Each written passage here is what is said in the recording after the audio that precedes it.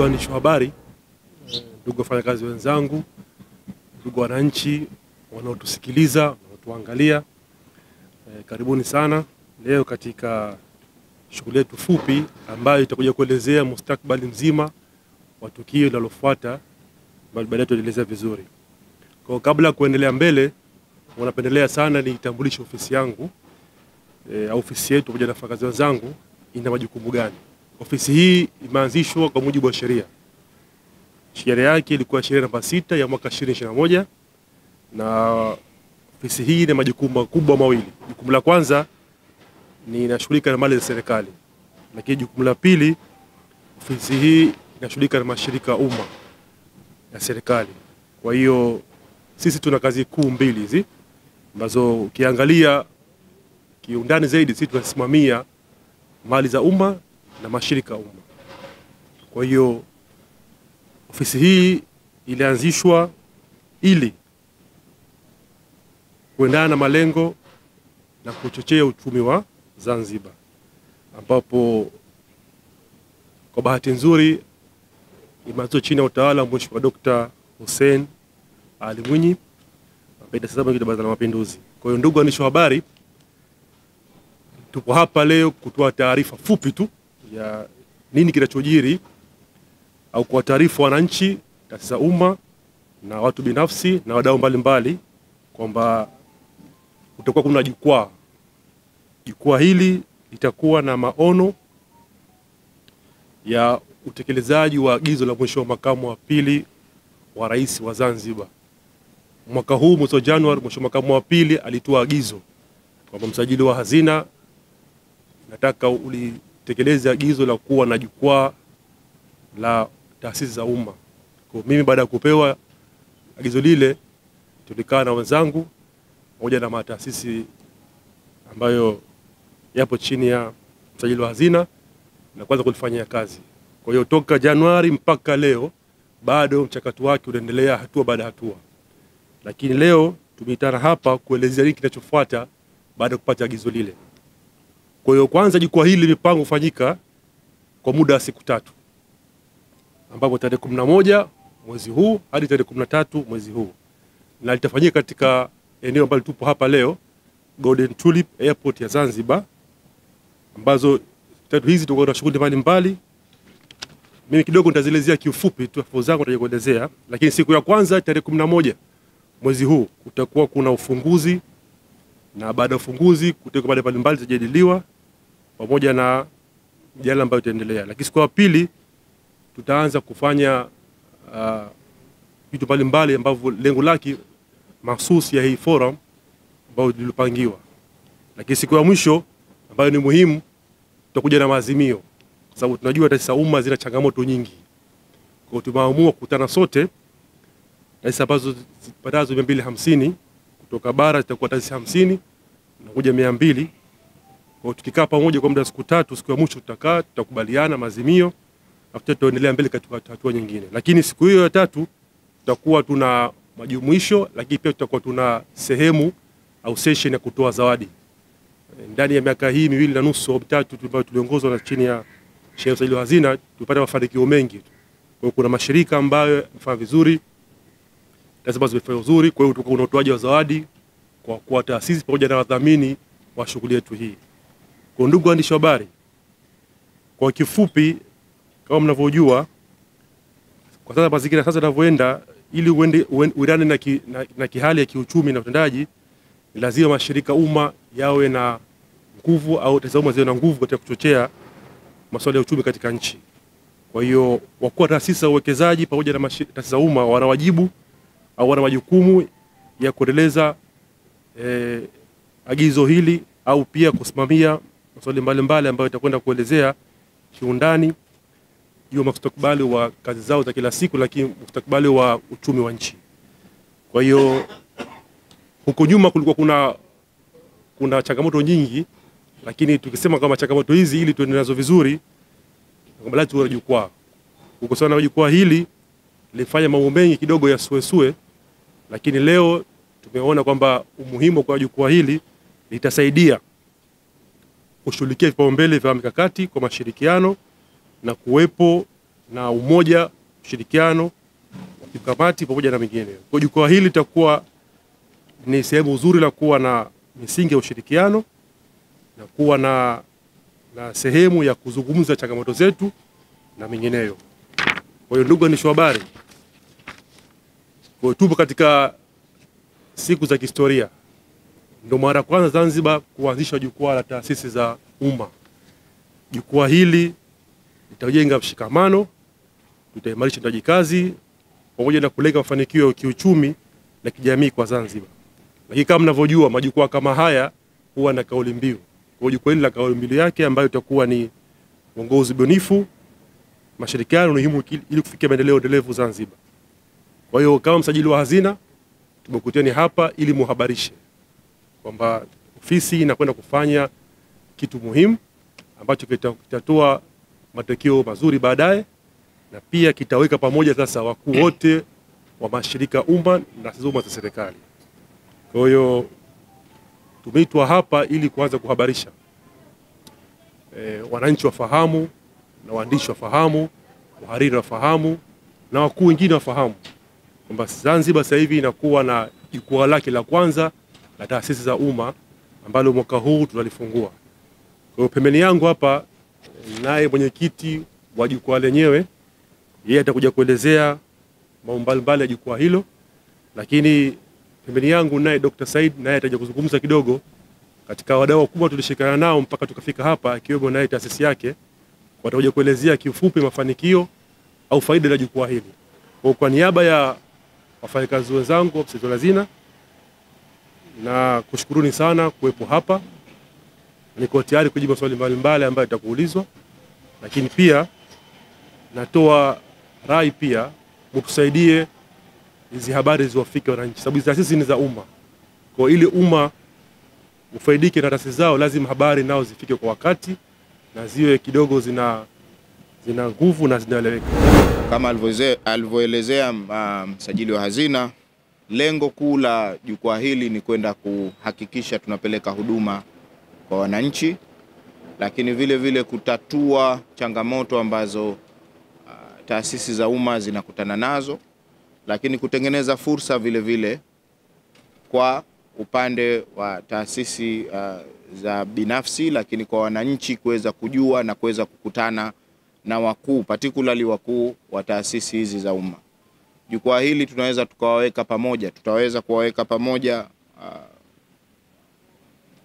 wakuu wa taasisi zote za umma, na itakuwa ni platform ambayo itawarahisishia wananchi aidha kutatua changamoto ambazo wanazo, lakini vile vile kujua fursa zinazopatikana kwa upande wa serikali, lakini kwa upande wa sekta binafsi vile vile kuelewa tuna fursa gani na tunaweza tukasaidiana kwa pamoja ili kuendeleza uchumi wetu wa Zanzibar. Kwa hiyo vile vile katika siku tatu hizo kutakuwa kuna mada tofauti ikikuwemo kuimarisha mashirika ya uwekezaji wa umma kupitia uongozi bunifu na mashirikiano, lakini kutakuwa kuna mada nyingine ambayo inazungumzia uongozi na utawala wa mashirika ya umma. Kama mnavyoelewa sasa hivi tunakwenda kwenye swala zima la kidijitali, kwa hiyo kutakuwa kuna mada ambayo itazungumzia mabadiliko ya kidijitali katika mashirika ya umma. Kutakuwa kuna mada nyingine ambayo uongozi bunifu na mashirikiano ni muhimu ili kufikia maendeleo endelevu ya duniani na Zanzibar. Tutakuwa na mada nyingine ambayo jinsi ya kuwa mkuu wa taasisi bora kwa mahitaji ya baadaye. Yaani tutatengeneza mada hiyo, itazungumzwa vipi sasa CEO au vipi mkuu wa taasisi awe kwa mahitaji ya baadaye. Lakini tutazungumzia masuala ya private public partnership, yani ubia kati ya sekta binafsi na sekta za umma. Tutajifunza mikakati mbadala ya upatikanaji wa rasilimali fedha na miradi. Tutashirikiana vipi sekta binafsi na sekta ya umma katika kutengeneza fedha na kuhakikisha miradi yetu inakwenda kuwa endelevu. Lakini pia tutakuwa kuna mada ya wajibu wa sekta ya umma na binafsi katika kukuza maendeleo na uchumi, na kutakuwa kuna mada ya sera ya mahali pa kazi na dhima za kisheria.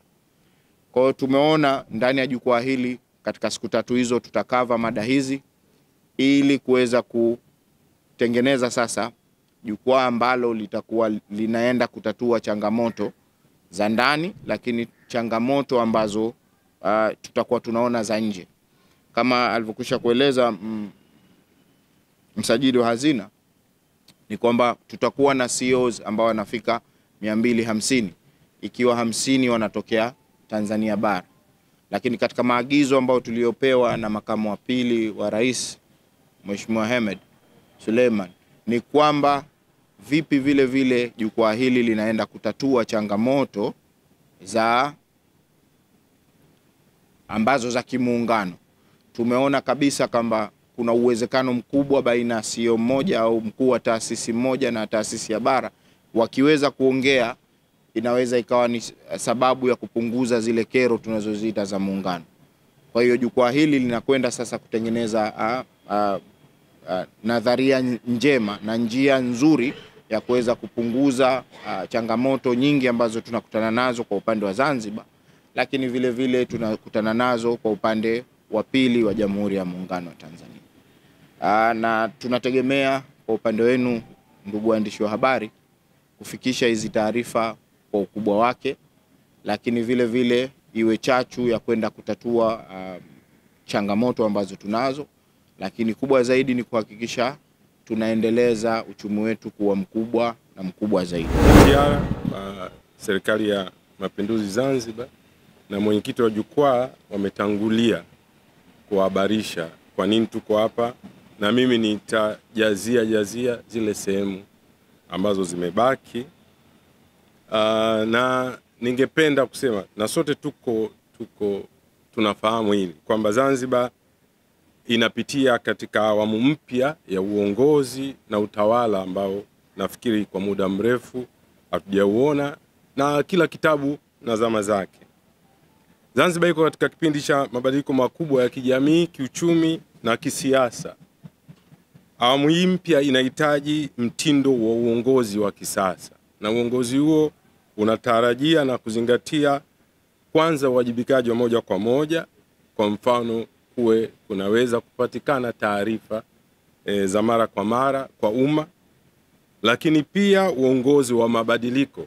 Uongozi upo kila namna, lakini uongozi ambao unaweza kuweka mabadiliko, na hasa uongozi kinyume na kwenye Kiingereza tunasema business as usual, yani mambo yalivyo kama yalivyo, yanaenda kama yalivyokuwa na kadhalika. Lakini pia uongozi wenye kujali ushirikiano wa umma na binafsi. Kwa mfano, miradi ya pamoja ya uboreshaji wa namna fulani, na imesemwa katika mashirikiano haya utayaona kuna ya bara na Zanzibar, kuna ya umma na binafsi, sawa, lakini kuna kushirikiana kwa taasisi za umma zenyewe. Manake katika mojawapo ya kansa kubwa za uongozi na utawala kufanya kazi kwenye vikuta, kujifungia, kila mtu amejifungia kivyake, huyu ajui upande wa pili anafanya nini na kadhalika. Kwa nini jambo hili ni muhimu? Ni muhimu kwa sababu kihistoria si tu Zanzibar, lakini hata Tanzania, Jamhuri ya Muungano, lakini hata East Africa, Afrika Mashariki, kuna mifumo ya uongozi ambayo imekuwa hasa ya kuzungumza, sio kutekeleza. Lakini pia kwa sasa wananchi na umma hawawezi kusubiri, wanataka kuona matokeo sasa. Haiwezekani kusubiri kuambia baada ya miaka kadhaa ndio mtapata matokeo. Na pia kimkakati, sasa ni fursa ya ofisi ya TIARA ya Zanzibar, jukwaa na Zanzibar kuweza kusogea mbele na kuonyesha uongozi wa umma kutoka nchi zingine ambazo zipo lakini hazijafikia kiasi hicho.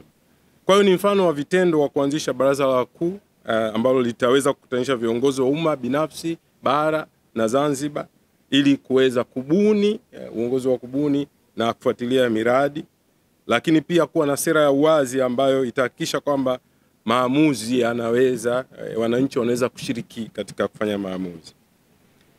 Naweza kusema kabisa kwamba mmezoea kusikia jukwaa na makongamano ya mazungumzo. Haya hatutatarajia yawe ya mazungumzo.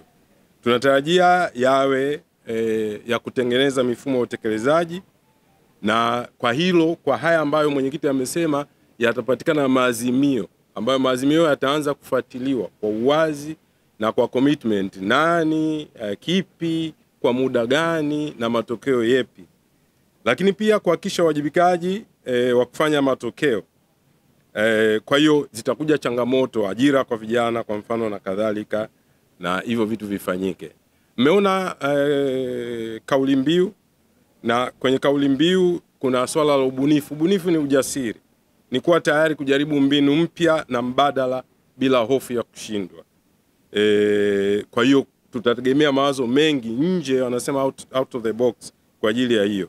Ushirikiano ni maendeleo ya pamoja, na hivyo maana yake ni kuunganisha uwezo wa umma, kuunganisha uwezo wa sekta binafsi, kuunganisha uwezo na akili baina ya Zanzibar na bara na kadhalika.